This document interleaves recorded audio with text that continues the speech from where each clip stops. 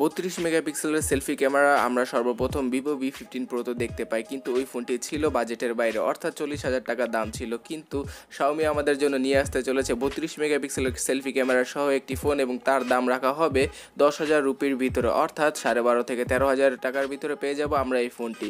Oh my god! তো এই ফোনের নাম হচ্ছে গিয়ে Redmi Y3, এবং চায়নার মার্কেটে এই ফোনটিকে বলা হবে Redmi S3। আপনারা গত বছর S2 ফোনটিকে দেখেছেন, ওই ফোনটিকে আমি অতটা পছন্দ করিনি, ওই ফোনের প্লাস্টিক বিল্ড এবং কম ব্যাটারির জন্য। তাছাড়া ওই ফোনের ভিতরে প্রসেসরও ততটাও শক্তিশালী ছিল না।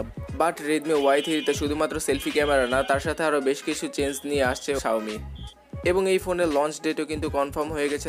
তাছাড়া এর স্পেসিফিকেশন সম্পর্কে অফিসিয়ালি কিছু তথ্য পাওয়া গিয়েছে। তো হ্যালো বন্ধুরা, আমি শান্ত আছি আপনাদের সাথে। আপনাদের কাছে একটি অনুরোধ, এই চ্যানেলটি এখনো সাবস্ক্রাইব না করে থাকলে সাবস্ক্রাইব তো করবেনই, তার সাথে পরবর্তী ভিডিও মিস না করতে চাইলে বেল আইকনটিতে প্রেস করে রাখবেন।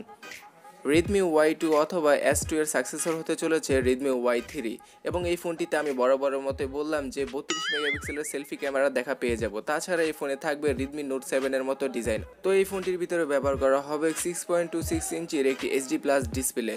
ফুল HD প্লাসও হতে পারে, বাট এই সিরিজের আগের ফোনগুলোতে যেহেতু HD+ স্ক্রিন ব্যবহার করেছিল, তো অনেকটাই ধারণা করা যাচ্ছে যে HD+ স্ক্রিনই হতে পারে, কারণ এই ফোনের প্রাইস কিন্তু অনেকটাই কম হবে। তাছাড়া এই ফোনের প্রসেসর হিসেবে থাকতে পারে স্ন্যাপড্রাগনের 636। আমরা অলরেডি জানি যে Redmi Note 7 ফোনটির ভিতরে রয়েছে স্ন্যাপড্রাগনের 660 প্রসেসর। তো Redmi Note 7 থেকে যেহেতু এটার ক্যামেরা ভালো হবে, তাছাড়া এই ফোনের প্রাইসটাও অনেকটা কম হবে, তো তারা কিন্তু স্ন্যাপড্রাগনের 636 প্রসেসরটি ব্যবহার করতে পারে।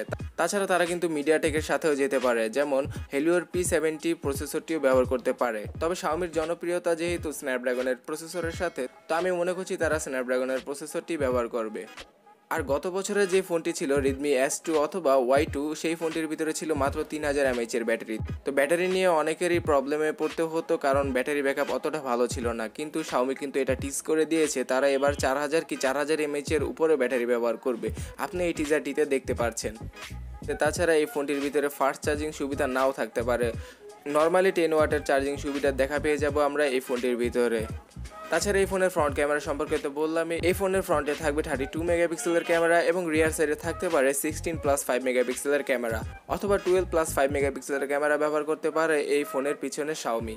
তাছাড়া এই ফোনটি হবে ফুললি প্লাস্টিক বিল্ডের, অর্থাৎ পলিকার্বনেটের গ্লসি ফিনিশের ব্যাক সাইড দেখতে পারবো আমরা এই ফোনটির ভিতরে, যেমনটা কিনা আমরা Redmi 7 ফোনটির ভিতরে দেখেছি। আর সেন্সরের কথা বলে সব ধরনের সেন্সরের দেখা পেয়ে যাব আমরা এই ফোনের ভিতরে, এবং Xiaomi কিন্তু এখানে আয়ার ব্লাস্টার সেন্সরটিও দিবে। তো এবার কথা বলা যাক স্টোরেজ ভেরিয়েন্ট সম্পর্কে। এখানে 3GB র্যাম, 32GB রোম এবং 4GB র্যাম, 64GB র্যামের দুটি স্টোরেজ ভেরিয়েন্টের ফোন পাওয়া যাবে, এবং এই ফোনের প্রাইস হতে পারে 10,000 টাকার নিচে, অর্থাৎ এর 32GB ভেরিয়েন্টের দাম শুরু হতে পারে 9,999 রুপি থেকে, যা বাংলাদেশি টাকায় 12,000 থেকে 12,500 টাকার মধ্যে।